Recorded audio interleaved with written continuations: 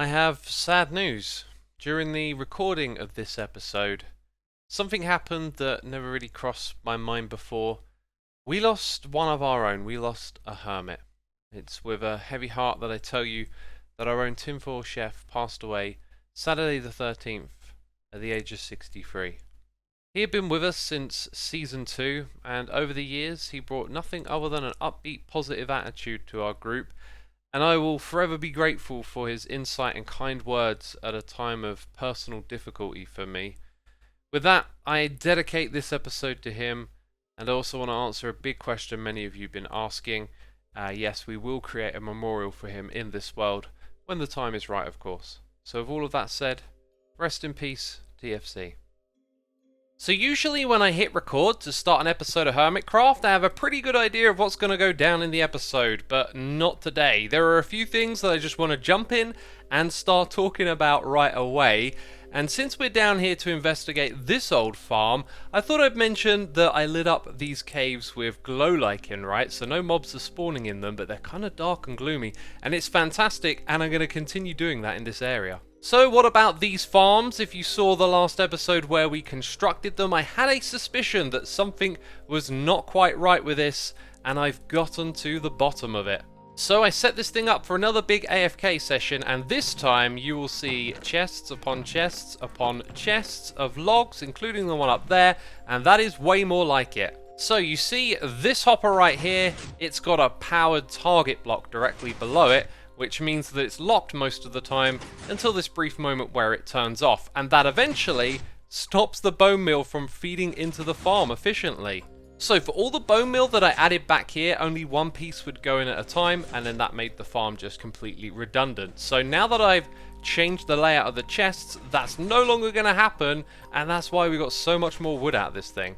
And we're going to get even more, because once again, been AFKing for bones, got plenty here to restock. And now that it is a new day and I have AFK'd, we have 8 shulker boxes of each type of wood. I need to have a chat with Gigalogs, run by Corrales and Rendog, and see if we can strike up a deal here. But before we get to that, we need to talk shards. I need to go and do a daily one, but I've also managed to get my hands on all of these. One of these shards was for trading with another hermit, and I bumped into Pearl on the server, and we had a little fun together. Yeah, you wanted to have a chat? I did, just a short chat. I'm just kind of want to advertise my new shopping services a little bit. Would you be up for open? Yeah, sure.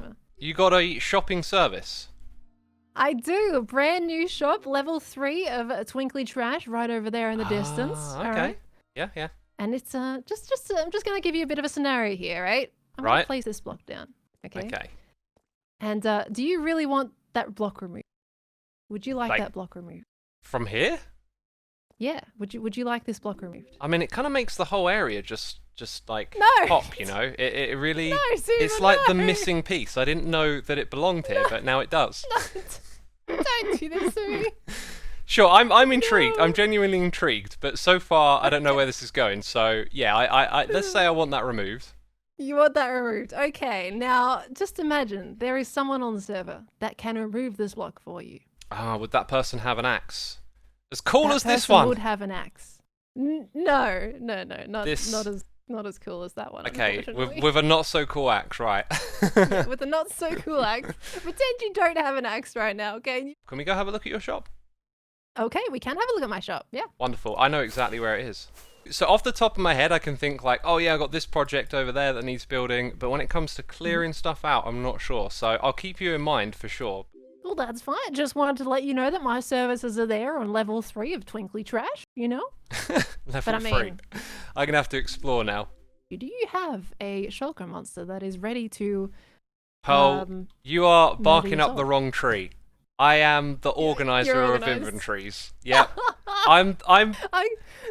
In previous seasons, I would go and clean up Scar's chest monsters just because I found it satisfying. Okay. I've definitely chosen the wrong person for that one then. Well, do you want any? Is there any twinkly junk that you want on level 1 of Twinkly Drunk? Right, twinkly drunk. Oh, I'm bad at this. Twinkly drunk. I mean, might as well be calling it that, to be honest. If it were a bar, that'd be a great name for it. Twinkly drunk. Yeah. Feel free to walk through there. Watch the bin juice.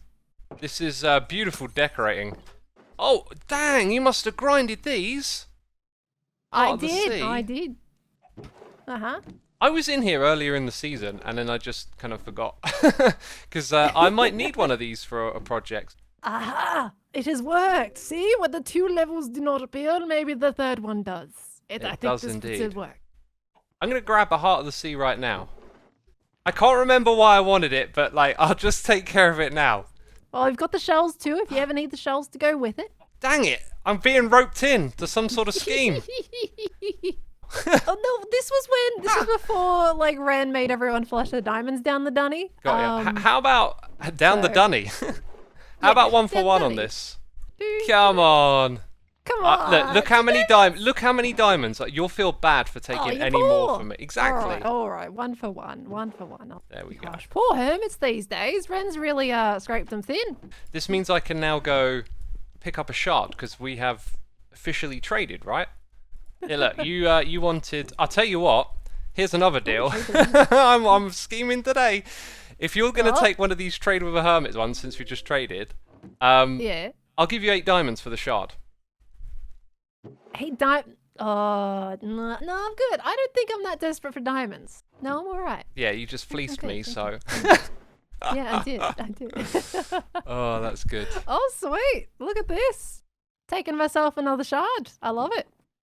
The next shard I obtained from Tango Tech in exchange for some items that were already free. Hey, I've got my shard here. Trade with a hermit. And I would like to trade with a hermit. You'd like to trade with a hermit? Okay. Yes. Let's do this. I hear you have copious amounts of deep slate. Is this true? I do. I have plenty of deep slate. Yeah. And you want to get your hands on some?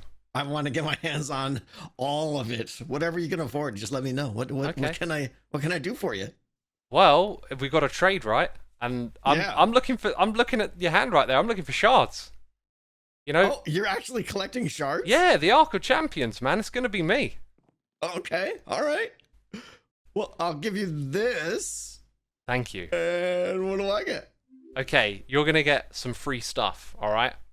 I mean, I'm okay with free stuff. Free stuff makes me happy. You're gonna kick yourself when you realize it's already free. Well, oh no, is it already at your thing? Come over here. I was thinking of checking over here. That's fine. You know what it is now, right?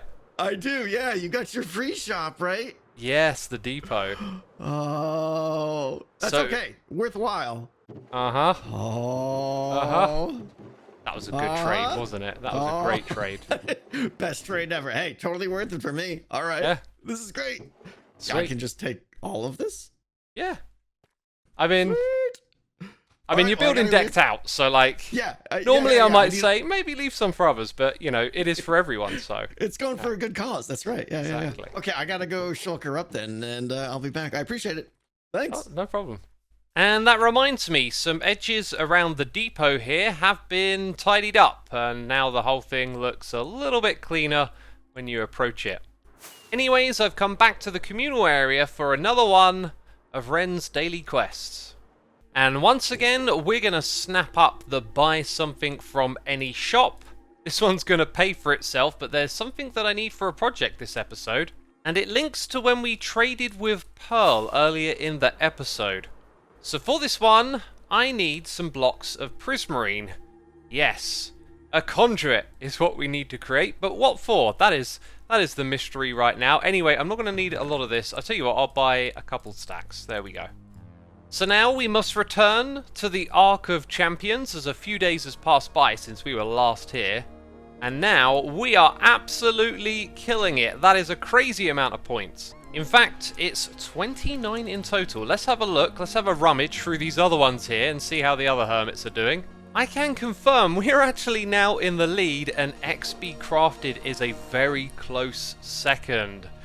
Fingers crossed we can keep plugging away at this and win the competition. Now, there's been lots going on the server as late. Cubfan has been building an insane minigame described as PvP while the apocalypse is happening. So while I go work on this project that the Prismarine is for, I want you to enjoy Total Chaos. You've probably seen it from the other hermits' perspectives. The game doesn't last very long, but here it is from my perspective. It's time for some Total Chaos. Yeah. Welcome everybody to already Total started? Chaos. Things are about to get wild, so buckle up. You are in for a treat. I will count us in, and when the first dripstone falls, begin your battle. In 5, 4, 3, 2, 1. Oh gosh! Okay. Dead. Oh, get wrecked. In 5, 4, 3, 2, This is so 1. epic. Chaos! Chaos! Staying out here. Oh no. Scar, that was fast. That was really Oh, there's fast. lingering potions. First person. Oh, I'm dying. Where is healing? no. Is this Ah. healing? So that was Total Chaos, and I tell you what, I can't think of a more fitting name for this game. Cubfan really did put together one wild and crazy contraption for that game, right? And I also think he's responsible for this. The TN Tree. Yeah, look at this thing. It's made with ancient debris. This feels very, very Cubfan. But anyways, while we're in the area, I wanted to let you know that I've updated our beheading shop. As you'll see here, I've added in the walls for the path that goes above it, and I've given it a fresh coat of paint here at the entrance. But beyond that, there's nothing else too fancy going on here. I added a path to link it up to the road, and that's about it for the shop. But what I've also done is set up a advertisement for this place. I'll also share a picture of the entrance with the other hermits so they know exactly where to go. But here inside of Ren's Quests, I've set up an eye-catching sign. I put my little head into the wall, and that should let the hermits know where they need to go if they're in need of their own head. So every now and then in life, one will make a fool of themselves, and if you're me, you'll do it quite often. And yes, I have to acknowledge my foolishness from the last episode. I got so many comments about this. So, fire charge on TNT. Yeah, it doesn't light it right. The thing is, I was holding down the shift button. And if you're not and you just click on it, it ignites it. Which is interesting. But more so, if you're in survival mode, it consumes the fire charge. This is a mechanic that I just forgot about or never learned. So we could provide fire charges over there, but you know, the flint and steel works, but it's good to know that there are some alternatives in this game.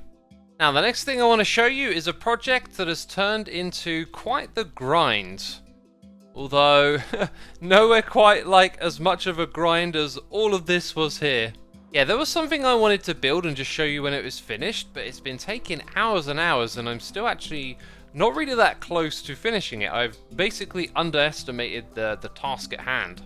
And yeah, I've flown down to this very temporary entrance. We'll hook it up with something proper another time. And we are down at the deep slate level. If you needed any evidence of me being on a grind, look at all this cobbled deep slate I've picked up. Tango is going to be so happy. But what is down here is an amethyst geode, which I have been reconstructing. And in order to get all of these blocks, I've literally been going to other amethyst geodes and tearing them apart. This is because we're going to be building a farm for the clusters and the buds, which grow on the budding amethyst blocks. And for that we need a very carefully curated space. And so I've been putting together this giant sphere of amethyst blocks. But it's still nowhere near being close to complete because I want to add in a bunch of purple glass inside. Did it just make one? I swear I was shift click. Oh! Okay, inventory sync issues. Yeah, there are 2 more steps before this farm is finished. Luckily, all of the hard work digging out the deep slate is done. Now we're going to be putting in some purpley glass, and that plunges us into total darkness. Yes, the lights have been punched out of here, and it's kind of majestic. Kind of majestic looking. But it's not going to stay this way, because the next thing we're going to do is fill it up with water. And this is where our shopping spree from earlier in the episode is going to come in handy. So I'm actually going to set up this conduit probe outside of the geode. It doesn't actually have to be in the same body of water as you're in for the effects that it provides to get passed across. And I was wondering if the conduit needed to be waterlogged in order to power up, and yeah, it does, but do we need to waterlog the conduit itself or the entire area here? So let's see if we can get away with it. No, you got to do the whole thing. Aha! It's activated. It's probably just the 3x3x3 area in the middle that needs the water. So now we got to fill up the whole of this geode with water, and because there's some too deep in the middle, you can start to see the amazing effect we're going to have when in this area. Look at that. Wow, looking wonderful. And is it me, or when the water is filled from top to bottom, this entire area feels so much more luminous? And we got the blue water glitch at the top, but I actually think it looks really good. So this farm was built specifically for collecting the buds and the clusters that you see on my hotbar.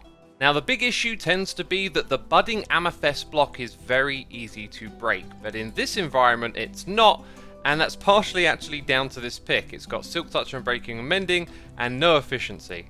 But that is just one of 3 factors as to why we have water here. The other one is the ease of getting around. I can just swim down here to one at the bottom or go over there, and sure, if we weren't waterlogged, you could probably build a bunch of little walkways between each location. But you know what? It's kind of cool to have the freedom to just swim around this thing. The third and final advantage is made very obvious when I turn on hitboxes. Now you can see that all the items are up here at the top and we can collect them, but that's the point. All the items will float up through the water to the top and make it easy to collect them. So this was supposed to be a quick off-camera farm that I built because I need these clusters and buds for something else, and then this ended up taking up pretty much most of my time. Now I've collected a whole bunch more than what you see on my hotbar during my time here, so I'm hoping it's going to be enough for what we're about to build next. Wow, it hasn't rained in a while, and it's always a miserable sight. So before we get to it, a couple of days have actually passed again. So a daily shard, I went and grinded loads of granite and threw 8 stacks of it into the pit. And this next one that I want to do also includes throwing items into the pit. It is an adventure quest for collecting 4 unique mob heads. So the endermite, the cave spider, the enderman, and the silverfish. And with that, we will visit the Ark of Champions, and it's so much nicer when it's not raining. So I did a little check, and good news, we're still in the lead. So right, why did we need these buds and clusters from the geode? It is for the LA project, which has sort of not been a priority because, well, 1.19.1 isn't here yet. Well, technically it is, but we're kind of anticipating there'll be like a lot of back and forth, 1.19.2, 0.3, 0.4, as they figure out the moderation stuff and all of the exploits, so we're not going to be updating anytime soon. But around the main structure of the LA building, there are going to be some custom trees. And so in this shulker box is all of the materials that we need to build it, and believe me, it's going to look really, really interesting.